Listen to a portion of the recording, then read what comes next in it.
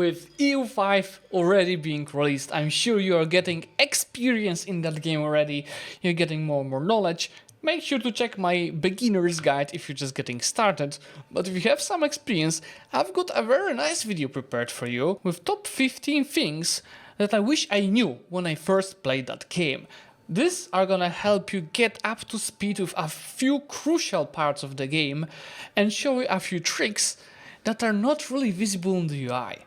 Fasten seatbelts and have fun watching it. If you do enjoy that content, make sure to subscribe. Use your outliner to just simply get stuff done faster. For example, managing cabinet members, right-clicking on a character is gonna allow you to change the characters to someone else very quickly. Left-clicking on what you're currently doing is gonna allow you to change the current action. So you save multiple clicks to get this done. You can right-click to cancel any diplomat currently doing anything, and left-clicking on it is gonna open your diplomacy panel for that specific country. You can also cancel constructions by right-clicking or go manage specific market by clicking on it. If you have an army, you can also just double-click on it to teleport to the place that they are right now in. It is very hidden in game, but next to the map modes, you'll see there will be an icon when you can decide about your map markers. For example, I like to turn off the building constructions because it usually slows down the game, but you can play around with it and decide what you want to see on the map and what you don't want to see. By default, you should be seeing all of the buildings happening, which I think early on when you're learning the game, it's worth having this on just to understand how fast the buildings are being done, where are you doing them, etc. What impacts your proximity a lot when your especially when your capital is based on next to a sea location, is Maritime Presence. So for example, you see my spread of proximity from here to freaking Egypt, it is very far away, so it's not gonna go for land. All of this you see is going through the various sea tiles. One of the crucial things that impacts this is Maritime Presence. By default, if you have full Maritime Presence, you're not gonna get any negative modifiers, but with lower Maritime Presence, the actual proximity cost through the sea is gonna be much higher. I definitely recommend pinning the Maritime Presence map mode. It's actually not that good on that mod. Without mod, it's gonna look better. Because that's gonna allow you to see how you're spreading your maritime presence. Actually, you know, the closer to the capital, the better early on, but over time you want to spread it.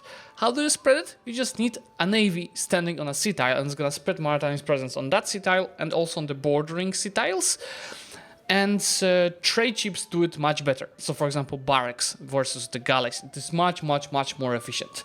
What you can also do on the navy is to set up an objective to patrol the seas. This will automatically spread the maritime presence across various sea tiles. What maritime presence also impacts is your trade advantage.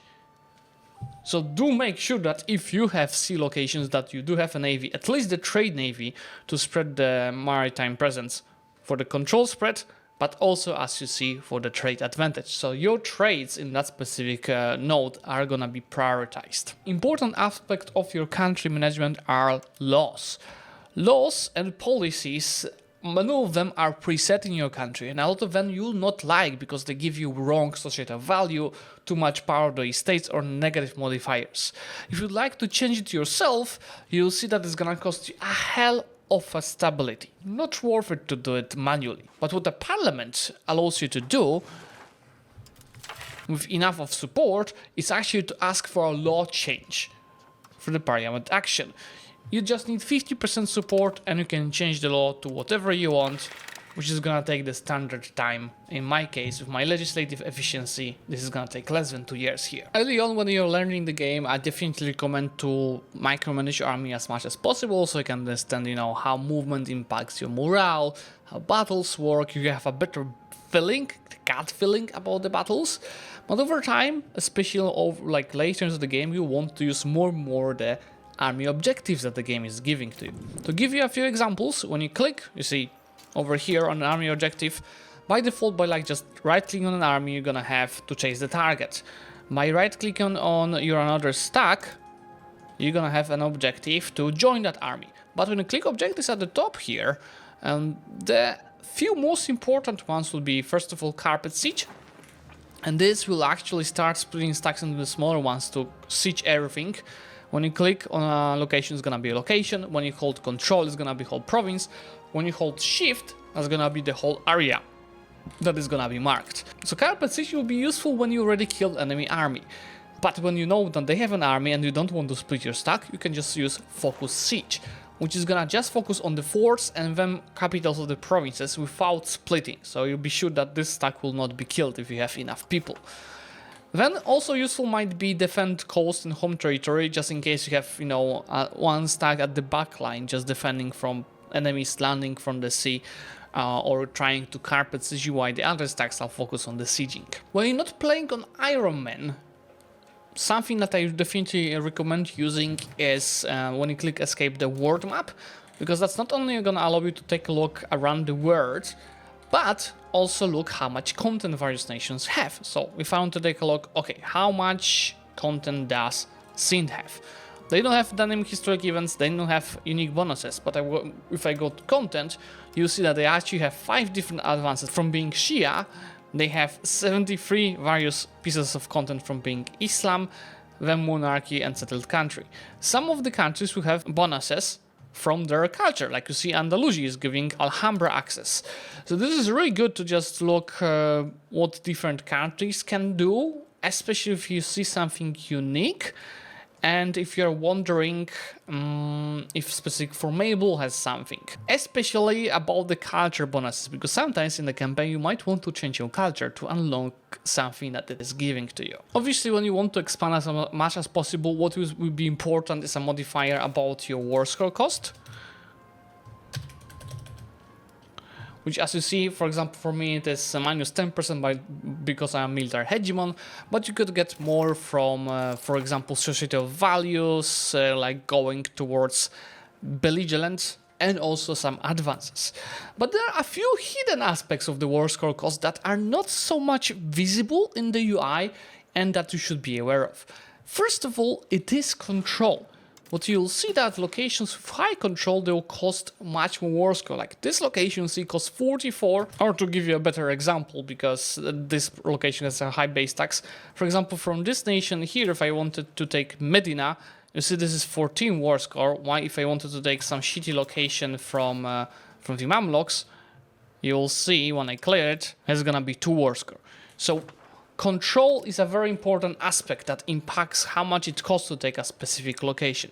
So when you have good locations next to a border with low control, prioritize them instead of the high control location.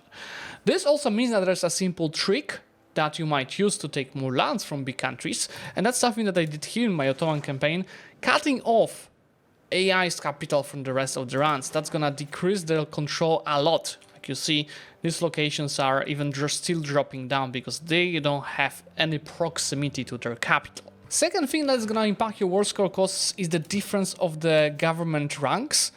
So see, I am an empire as the Ottomans, and each country level like difference between you and the country that you're taking lands from is gonna increase the cost of taking a location by 10%. So if I want to take something from a kingdom, it's gonna be 10% more expensive. From duchy, 20% more expensive. From county, it is gonna be 30% more expensive.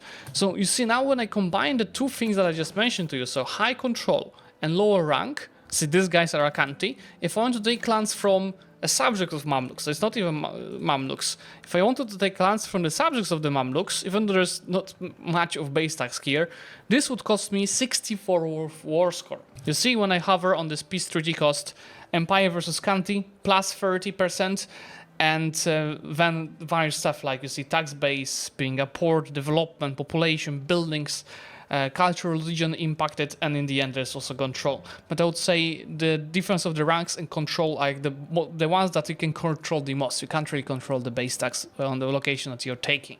Then you'll see that when you're taking lands in a peace deal, what is gonna be happening is you're gonna receive Antagonism, which is New Agar's expansion that you know from EU4. Works slightly differently, but it's a very similar mechanic. When you hover actually from where the cost of antagonism is coming, you'll see the more far away countries from you, the less antagonists they're gonna receive.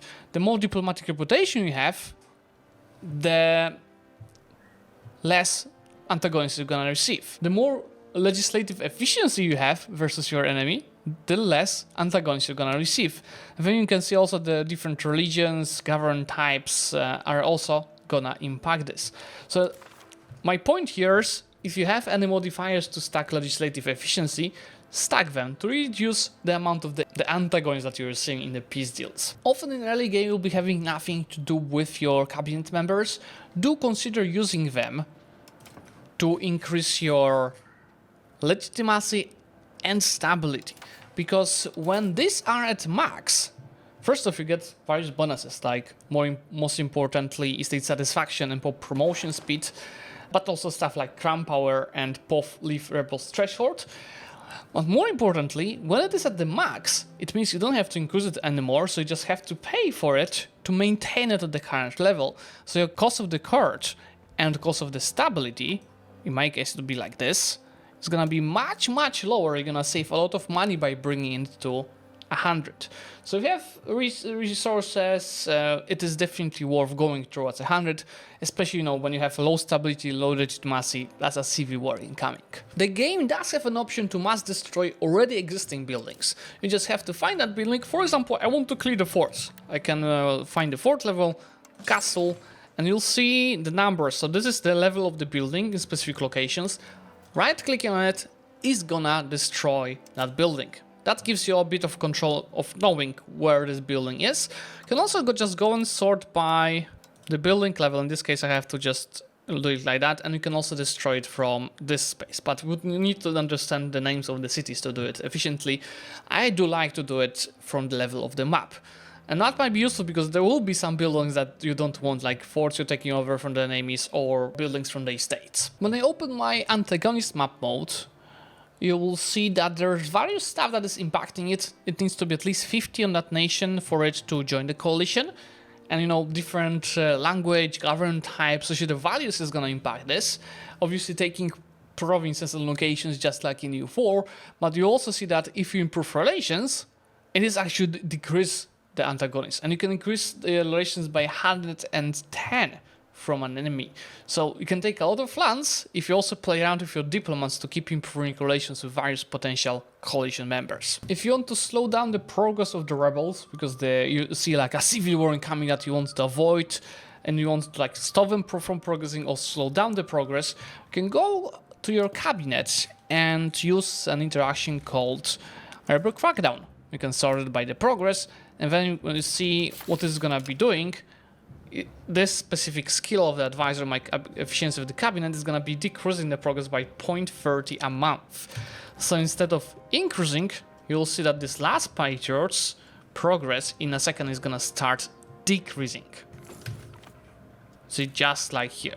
That's much better. On the other hand, when separatists declare war on you, just I got declared by Armenia over here, do keep in mind that the peace deal against them is not about taking locations, because some bigger separatists, the Warscore cost in such a situation will be definitely way above 100%, so you wouldn't be able to get back the rebels. Well, let me show you. You first have to win the war, so let me quickly do that with some carpet siege. Then enough Warscore, when you go to the peace screen, you'll see there'll be a big CTA here, Annex Revolter. That way you annex them without paying anything. When estates are having money, and they will have money, they will be building buildings by themselves. Now, what kind of buildings they will build, it will depend on their satisfaction. If a specific estate satisfaction is below 50%, you will be sure they will build their own buildings, which increase their influence, they eat more food, etc. If it is above 50%, the chance of them building actual positive buildings for the country is increasing, up to the level of 80%, at which you will be sure that all of the buildings they will be getting will be positive for you. So see, Ulama here is having almost 80%, and they built for me like a brewery, they built a temple, which is a great building for control, a bridge, which is extremely useful for us, while at the same time you see the nobility has 57%, and they built a tall castle that is totally their own building, that is not great for us. To get your location scored, you will need to work on flipping at least 50% of the population specific location to your culture or accepted cultures. Some cultures cannot be accepted because you don't have capacity for that, so you have to use your cabinet members to actually culture convert a location, like I'm doing over here in Dardanelles. You can hover on the name of the province to see where it's happening. It's happening here, so see what impacts the speed of assimilation. Is it integrated to a court? Court location is gonna be faster, and like in unintegrated is gonna be super slow. What's the average literacy of your clerics in that location? How much control you have? The more control, the easier for you is to assimilate. Some outside modifiers like societal values or advances, but then the most important modifier that impacts this is culture. So see in your culture tab you'll be having two modifiers, cultural tradition and cultural influence. Cultural tradition is kind of your culture defense. So if somebody tries to culture convert your culture, this is your defense, 527. And when you want to culture convert the other cultures, this is your cultural attack, aggressiveness, cultural influence. So you see, for example, when I'm converting the Greeks over here, I'm getting minus 47 of speed of assimilation because Greek cultural tradition, 101, is much higher than my cultural influence, 36. So if you want to culture convert faster, either focus on smaller and weaker cultures, or make sure to increase your cultural influence, which is mainly done through two buildings. Libraries that can be built in cities and towns, and then also universities that are unlocked in, I think, Age of Renaissance. One of the crucial things that was gonna impact your crown power, and also power of the other estates, is being your crown members, so like dynasty, being in the cabinet. And same if somebody from Szlachta or Duchowieństwo was in the cabinet, they will be getting increased power. And same if character is a general, if they're an admiral, this is all increasing the power of specific estate or crown power. But then on the other hand, you usually want the best characters with a specific skill to be your cabinet member. So one trick that I've learned that is gonna help with that is going to a society, going to people, going to characters, then you have to filter for characters that are from the crown, males, that are not married, you should be plenty of kids, so also people that are adults. And then you can right click and make their marriages so they produce more future potential courtiers. See, marrying a noble is going to take legitimacy, marrying a lowborn is going to take also prestige. This, you don't have to choose anyone, it's just going to be a lowborn. You do this, you're going to be able to choose from one of the courtiers from the nobility estate. This way, for example, you see in my case as Poland, I have already 121 characters that I can use for the various actions. This is it for today, guys. Let me know what you think, which tip is the most useful for you, and subscribe to the channel to get notified about the next guides I'll be creating in the future. For today, thanks for watching, and I'm gonna see you very, very soon.